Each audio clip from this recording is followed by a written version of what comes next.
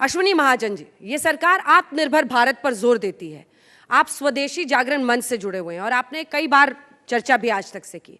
क्या स्वदेशी को जागृत करता है ये बजट?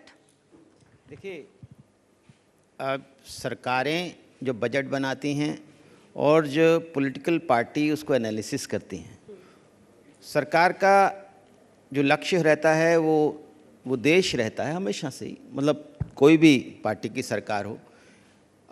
लेकिन जब हम उसको चैनल्स पर चर्चा करते हैं तो उसके अलग अलग पक्ष आते हैं।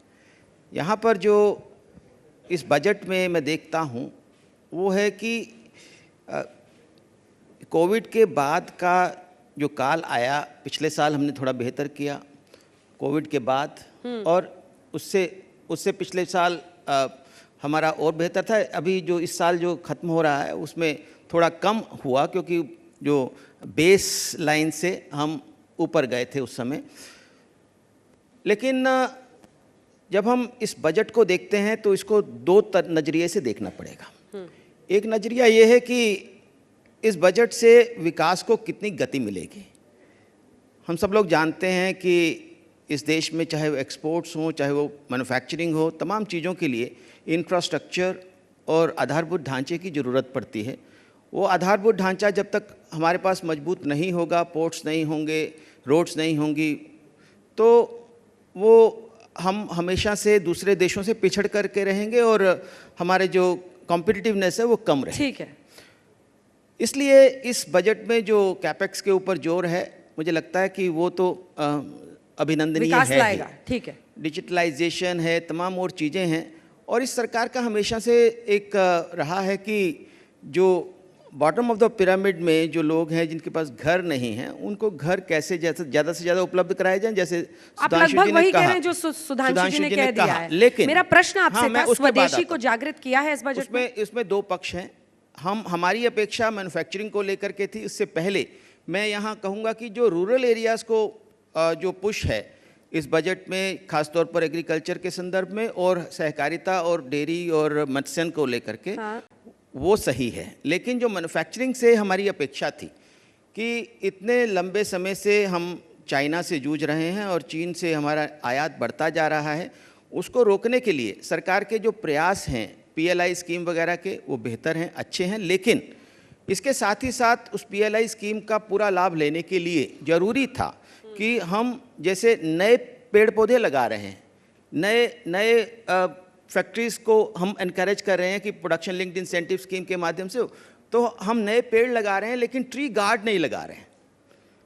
हमें वो ट्री गार्ड्स लगाने की ज़रूरत है कि वो नए पेड़ कैसे बचेंगे, उसको बचाने के लिए ज़रूरी है कि हम अपने टैरिफ थोड़े थोड़े बढ़ाएं, जहाँ जहाँ ज़रूरत है, जितनी ज़रूरत है। अगर 5% से 10% करना है तो करें, 10 से 15% करना है तो करें, लेकिन हम कोई प्रोटेक्शनिस्ट नहीं हैं। हमारा ये नहीं कहना है कि आप 400%, 500% नेहरू जी के समय के जो थे वो लगा दीजिए। मैं चाहता हूँ और स्वदेशी जागरण मंच चाहता है कि एक ऐसा ऑप्टिमम टैरिफ रेट हो जिसमें हम चीन से आने वाले जो डंपिंग है उसको रोक सकें। आज हमें बहुत सारे उद्योग हैं, 15 उद्योग चिन्हित किए गए हैं, उनके लिए प्रोडक्शन लिंक्ड इंसेंटिव स्कीम लगाई गई है। अगर हम टैरिफ लगा करके उसको प्रोटेक्ट नहीं करेंगे, ट्री गार्ड्स नहीं लगाएंगे, वो ट्री मर जाएंगे। इसलिए हमारा को बचाने के लिए आप क्या कर रहे हैं? उनका जो स्वदेशी जागरण मंच की मांगे सुन नहीं रहे क्या आप लोग उनकी? तीनों का एक लाइन में उत्तर देता हूं, फिर उस विषय भी बताओ। देखिए, अभी सुप्रिया जी ने कहा शिक्षा और स्वास्थ्य, उससे पहली जरूरत होती है सुरक्षा। शिक्षा और स्वास्थ्य तो फिर भी आधा प्राइवेट सेक्टर में हो सकता है, सुरक्षा 100% सरकार के हाथ में होती है और सरकार की फर्स्ट एंड प्राइम रिस्पॉन्सिबिलिटी होती है, जिसमें इस सरकार ने शानदार काम किया है। अदरवाइज किसी भी देश में खूब अपॉर्चुनिटीज हों, मगर आप देखिए अगर सिक्योरिटी नहीं है तो कोई जाने को तैयार नहीं होता। शांतनु जी ने कहा बहुत सारे आंकड़े लोग देते हैं, वो सब अपनी जगह में। एक छोटी सी बात कहता हूं, उन्होंने कोविड के बारे में कोई बाहर की रिपोर्ट कोट की कि 45 लाख लोगों की डेथ हुई। मैं पूछना चाहता हूं, डेथ सर्टिफिकेट कौन देता है? हॉस्पिटल देता है ना। सीधे केंद्र सरकार के अधीन अस्पताल 1% से कम होंगे। पूछना चाहता हूं इनकी राज्य सरकारों ने कितने का सर्टिफिकेट दिया हुआ है डेथ का, कोविड डेथ का सर्टिफिकेट? सबसे ज्यादा कोविड के अफेक्टेड स्टेट्स कौन थे? दिल्ली, महाराष्ट्र और केरल। तीनों में बीजेपी की सरकार नहीं है। बताएं, ऑक्सीजन से डेथ को लेकर इतना हो हल्ला मचाने वाले बताएं तो कि महाराष्ट्र, दिल्ली और केरल में ऑक्सीजन से डेथ के कितने सर्टिफिकेट भेजे हैं। 0 लिख के भेजेंगे और जब संसद में बोला जाएगा, क्योंकि हेल्थ कोई ऐसा नहीं कि होल सोल सेंटर सब्जेक्ट है, यूनियन सब्जेक्ट है, कॉन्करेंट लिस्ट का सब्जेक्ट है, तो साहब कहेंगे देखिए देखिए साहब केंद्र सरकार ये कह रही है। यह दर्शाता है। और मैं एक टेक्निकल बात कहना चाहता हूं, जो हमारा इन्वेस्टमेंट है, जैसे अगर आप सीधे पैसा किसी को दे देते हैं हाथ में, तो इस पे बाकायदा एम्पेरिकल स्टडीज अवेलेबल हैं कि उसका कंट्रीब्यूशन, अगर 1 रुपया आप देते हैं तो अर्थव्यवस्था में 45 पैसे से लेकर 90 पैसे तक का कंट्रीब्यूशन होता है, अधिकतम 90 पैसा।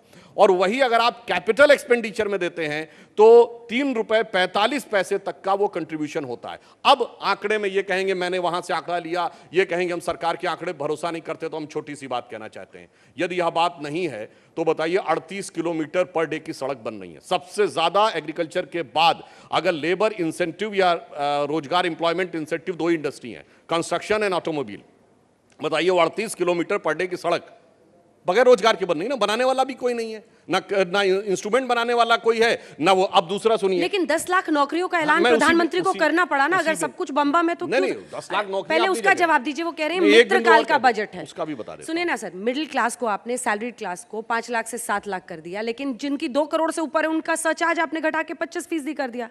वो कह रहे हैं ये मित्रकाल का बजट है, अमीरों का बजट है। देखिए, पहली बात तो हम ये कहें, मित्र पे भी बता देता हूं और मित्रकाल पे भी बता देता हूं। मित्रता जानते हैं क्या होती थी? किसी कंपनी को किसी चीज को बनाने का 1 एंड ओनली एक्सक्लूसिव राइट दिया जाएगा, फिर ये कहा जाएगा बनाने का ही नहीं, भारत की मार्केट में मार्केट भी वही कंपनी करेगी, फिर उतना ही नहीं, एक्सपोर्ट भी वही कंपनी करेगी। ये मैं बात कर रहा हूं जिन मित्रों को आज ये हमारे खाते में जोड़ते हैं। रिलायंस 1980 पॉलिएस्टर रियॉन बनाने का एक्सक्लूसिव राइट, विमल, वहां से वो लोग वहां से वहां पहुंचे। और एक्सक्लूसिव राइट जानते क्या होता है? कि वो कंपनी मारुति, जिसमें एक जमाने में इन लोगों के परिवार के शेयर्स होते थे, सारे कंसेशंस मिलेंगे 1000 सीसी से नीचे की कारों को, क्योंकि मारुति 800 सीसी की होती थी। All concessions to less than 1000, ये होती थी मित्रता। और इतना ही नहीं, शायद आप लोगों को ना पता हो, 91 से पहले एक पोस्ट होती थी भारत सरकार में, controller of the capital issue, CCI। अगर किसी कंपनी का शेयर ज्यादा आगे होने लगे तो सरकार को अधिकार था रोक देती थी। सरकार को अधिकार था बढ़ा दे तो बढ़ा भी देती थी। अब मैं आज के जमाने में बताना चाहता हूं समस्या क्या है। जब से ये तो अमृत काल का बजट है, मगर अमृत तो सागर मंथन में तब निकला था ना, उससे पहले तो विष निकला था। अब जिनके, और विष को, अमृत को सबसे पहले किसने डसने का प्रयास किया था? राहु ने ना। जब से ये राहु काल इनकी बुद्धि के ऊपर चढ़ा हुआ है, तब से ये अमृत काल का अमृत देखने लायक क्षमता ही नहीं रह गई है। जैसी नजरें वैसा नजारा। अब इसमें हम क्या कर सकते हैं?